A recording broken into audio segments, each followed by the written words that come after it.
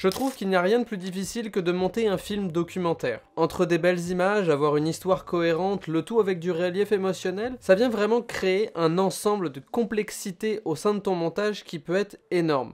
Ça peut être une des raisons pour lesquelles tu as envie de t'arracher les cheveux en ce moment sur le montage. Et donc aujourd'hui dans cette vidéo, j'avais envie de te partager mon workflow de comment je monte mes films documentaires, parce que je trouve que c'est une manière que j'ai développée avec le temps qui est à la fois efficace, chronophage, mais surtout qui t'évite de te perdre dans des détails. Dans un premier temps, si je te parle de fil à fil, est-ce que ça te dit quelque chose? Le fil à fil, c'est quelque chose de très simple, c'est que tu prends l'ensemble de ce que tu as filmé dans ta journée de tournage, et tu viens placer l'ensemble bout à bout dans une timeline. A partir de là, l'ensemble de tes fichiers va se trouver sur la piste vidéo numéro 1. Une fois que ça c'est fait, tu vas pouvoir écouter l'ensemble de ton contenu et faire un découpage. C'est-à-dire que tu ne vas pas supprimer les bouts que tu ne veux pas, tu vas juste couper les bouts qui t'intéressent. Que ce soit des plans, des moments de vie, des scènes, peu importe ce que tu veux, ce qui t'intéresse, tu le coupes et tu viens le placer sur la track vidéo 2. Ce qui fait que dans un premier temps, ce fil à fil là a l'avantage de te rappeler exactement ce que tu as tourné. Parce que oui, c'est très facile sur des projets de longue haleine d'oublier exactement c'est quoi le stock qu'on a. Mais aussi, en prenant le temps de visionner l'ensemble, tu as une meilleure connaissance de tous les éléments que tu as, et donc en sachant tous les éléments que tu as, comment tu peux raconter la meilleure histoire. Ce fil à fil là, personnellement, moi il m'a vraiment sauvé, et quand j'ai par exemple monté Le Petit Tour de l'Est, Projet 4424 ou même Vite Trail, c'est quelque chose que j'ai implémenté tout de suite dans mon workflow parce que j'ai vu à quel point ça me permettait d'être vraiment un expert du contenu que j'avais. Mais aussi et surtout, c'est que au départ de mon film, je sais déjà ce vers quoi je veux aller. Je sais exactement où doit se rendre mon film. Sauf que pour faire ça, évidemment, je dois prendre le temps de connaître mon stock. Et donc en mettant en parallèle une mission claire et le contenu exact que j'ai, je peux savoir très facilement ce qui est intéressant et ce qui ne l'est pas. Pour ce cas des entrevues, je fais à peu près pareil, sauf que je les place dans une timeline séparée. Tu vas comprendre pourquoi. Je prends mon entrevue, je la place sur mon montage et je fais la même chose, c'est-à-dire que j'écoute mon entrevue. Dans un premier temps, je fais une passe où je retire juste les endroits où on m'entend, c'est-à-dire que je ne garde uniquement que le contenu qui est de mon sujet qui parle. Une fois que ce premier tri là est fait, je prends les bouts d'entrevue que j'ai placés sur la track numéro 2 et je viens les copier-coller tout de suite après mon montage. Je laisse un petit espace entre la fin de mon entrevue et le début de mon nouveau dérush. Et je viens faire ça à plusieurs reprises. Ça me permet vraiment de recentrer le tir sur ce qui est important et uniquement ce qui est important. De cette manière-là, ça me permet à chaque fois de couper les bouts que « oh, ça pourrait être intéressant, mais j'ai pas assez de contenu » pour pouvoir l'introduire. Et il y a un principe en montage, c'est le principe de « kill your babies ». Dit comme ça sonne très barbare, mais c'est juste qu'en fait ce principe-là, il est juste pour dire que même si toi il y a une phrase ou une scène ou un plan que tu aimes particulièrement, mais qu'elle ne fit pas parfaitement dans ton histoire, il faut l'abandonner, il faut la supprimer, d'où le kill. Je sais que ça peut être quelque chose de très compliqué, mais il faut avoir une certaine forme d'honnêteté brutale quand on fait ce dérushage-là, et vraiment il faut couper comme un boucher. La plupart du temps je fais des entrevues d'1 heure, 1 heure et demie, et à la fin je me retrouve avec peut-être 7, 8, 9, 10 minutes d'entrevue. Pour vous donner un ordre d'idée à quel point on passe de beaucoup de contenu, parce que dans mon entrevue, bien que les questions que je vais lui poser sont alignées avec la mission de mon film et je sais globalement comment lui poser les questions pour aller en tirer ce que je veux. D'ailleurs, si jamais vous voulez que je fasse une vidéo sur comment diriger vos entrevues pour avoir de meilleures réponses, n'hésitez pas à me le dire en commentaire, ça me fera vraiment plaisir de le faire. Mais au final, je viens couper les répétitions, les moments où on est hors sujet parce que c'est une discussion, donc ça se peut qu'on parte d'une idée de base, mais qu'au final on développe sur autre chose et qu'au final ça vient sortir un petit peu du sujet et ça s'éloigne de la mission principale du film. Tout ce travail-là, il y a une partie qui est faite en pré-production, mais il y a aussi une grande partie qui est faite en post-production lors de ces entrevues-là. Donc de juste prendre le temps d'écouter ces entrevues et de faire justement à chaque passe un copier-coller de ce que vous avez retenu de votre écoute, c'est toujours bon, mais surtout ce qui est pratique,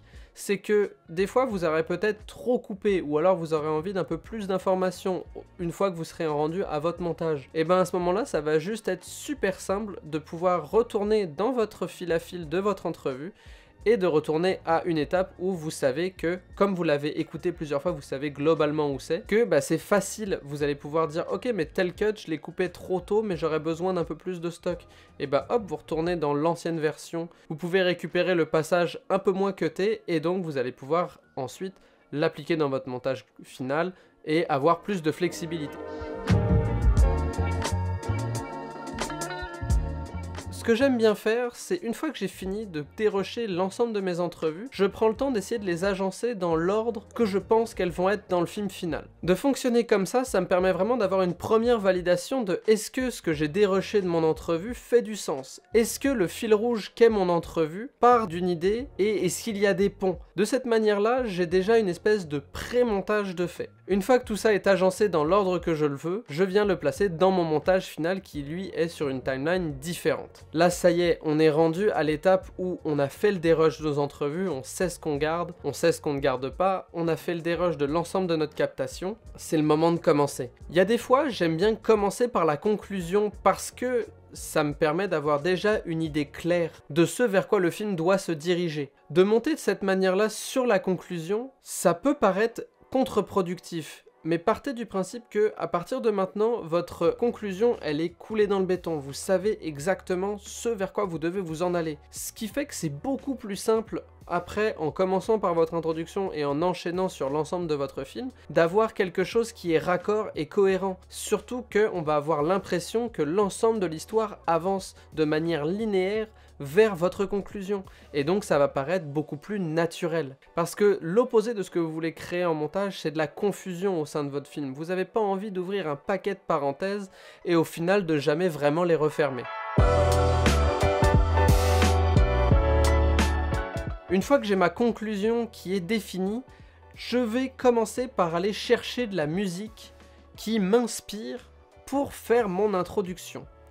Le but dans mes introductions, c'est que j'essaye à la fois de créer un mystère, mais aussi de créer une espèce d'engouement, de hype, que ça y est, le film commence, on part, c'est parti pour une expérience. Parce qu'au final, dans mon introduction, il faut qu'il y ait énormément de choses qui se passent. Il faut qu'on arrive à plonger les spectateurs tout de suite dans l'histoire, qu'on présente le ou les sujets, et qu'on comprenne exactement c'est quoi la mission du film. Il faut que dans mon introduction qui dure maximum 3 minutes, ces 3 points soient mentionnés et clairs pour le spectateur, ce qui fait qu'il ne se demande pas qui parle, de quoi on parle, comment on en parle. Une fois que mon introduction est faite, j'ai mon début et ma fin. Il va falloir que j'agence l'ensemble de mon dérush pour en créer une histoire qui fait du sens.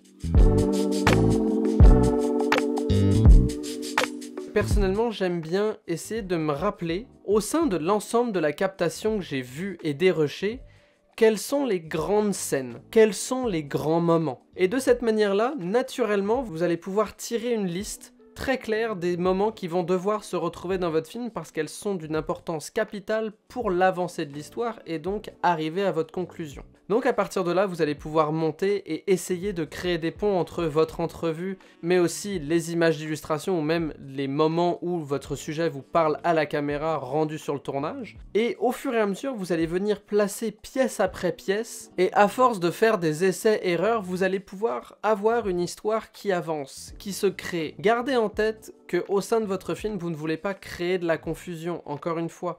Il faut que vous gardiez en tête que vous devez ouvrir une parenthèse qui est une histoire, une anecdote, un sujet, et la refermer. Ne laissez pas des parenthèses pas fermées parce que ça peut créer justement un sentiment que ok mais ça on y reviendra plus tard, ok mais au final ça fait que ton spectateur à la fin du film il se dit ok mais cette question là on n'y a pas eu la réponse.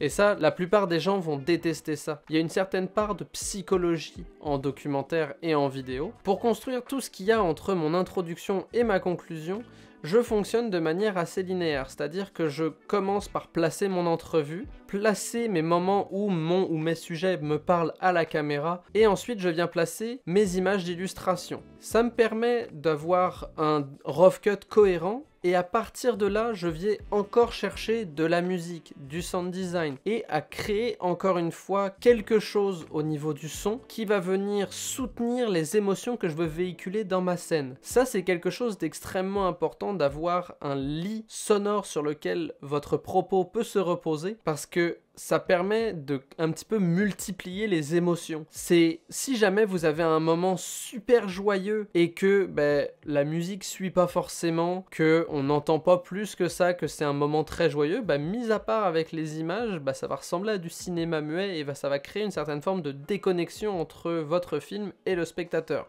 Et ça, vous voulez pas ça. Mon dernier point s'adresse un peu plus aux gens qui font des projets de passion, c'est-à-dire ceux qui n'ont pas d'argent relié à ça, que c'est un projet qu'ils font pour le plaisir sur leur temps libre. C'est quand même de se fixer une deadline, de se fixer une date butoir et de la respecter. Ça va te permettre de te mettre une certaine forme de pression pour justement définir que à partir de cette date-là, il faut que ton film soit fait, et ça va éviter la procrastination. Personnellement, ce que je faisais au début quand j'avais un peu du mal à tenir mes deadlines parce que je les faisais que de mois à mois, c'est que j'en parlais à des gens autour de moi. Pas à n'importe qui, j'en parlais à des gens qui étaient importants à mes yeux, parce que de ce fait-là, comme ils sont importants à mes yeux, j'ai pas envie de les décevoir. Et donc, je vais travailler encore plus fort pour que ma deadline soit respectée. S'il y a bien un conseil que vous pouvez retenir de cette vidéo, c'est ça, et c'est vraiment celui qui, moi, personnellement, m'a le plus aidé. Parce qu'au final, faut garder en tête que tant que tu n'as pas appuyé sur export, et que tu ne l'as pas publié ou rendu en festival ou envoyé à un diffuseur, ou peu importe ce que tu as fait avec ton film, tant qu'il n'est pas fini et exporté, au final, l'ensemble du travail que tu as fait en amont, de la pré-production au tournage et même toute la post-production, il ne servira à rien. Et voilà, j'espère que cette vidéo vous aura plu. Si c'est le cas, n'hésitez pas à commenter, liker ou à partager. S'il y a un sujet que vous avez envie que j'aborde en vidéo, n'hésitez pas à me le dire en commentaire. Et sur ce, je vous dis faites de bonnes vidéos, à la prochaine, ciao tout le monde.